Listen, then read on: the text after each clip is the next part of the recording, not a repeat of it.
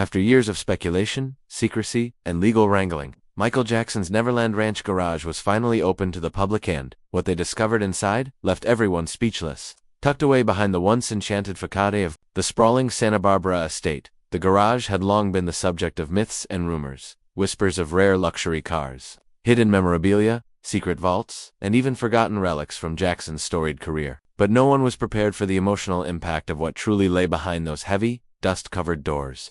When a team of estate handlers, historians, and Jackson's closest former staff unlocked the space for the first time since his passing, they were met not by just an impressive car collection, but by a preserved time capsule of Michael's deepest passions, fears, and humanity. Among the rows of covered vehicles were pristine, untouched luxury automobiles, a Rolls-Royce limousine custom-painted with celestial symbols, a Ferrari still wrapped in protective plastic, and a stretched Lincoln that once ferried the king of pop to and from his world tours. Yet the vehicles were only the beginning. In the far back corner of the garage was a wall of locked cabinets, each meticulously labeled in Michael's handwriting. Inside were personal artifacts that had never seen the light of day, handwritten lyrics to unreleased songs, demo tapes featuring raw, unfiltered vocals that sent chills down the spines of those who heard them, and even private letters addressed to his children, filled with love, dreams, and hope for their futures. Some boxers held his most prized possessions, such as his first Grammy Award, childhood drawings, signed MJ, and unreleased photographs capturing candid moments with icons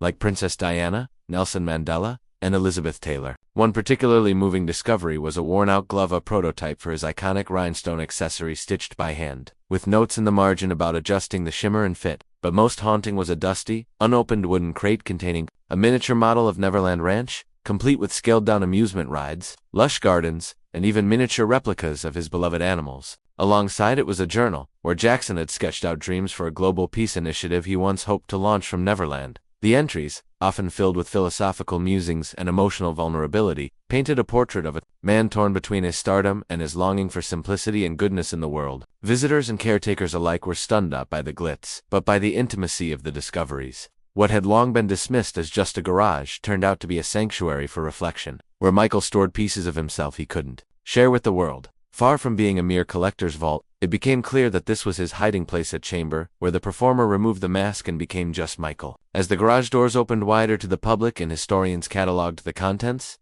the legacy of Michael Jackson deepened. No longer just the moonwalker or the king of spectacle, the findings revealed the inner world of a man forever seeking peace, love, and belonging. The Neverland garage, long sealed and silent, had finally spoken, and what it revealed was both breathtaking and achingly human.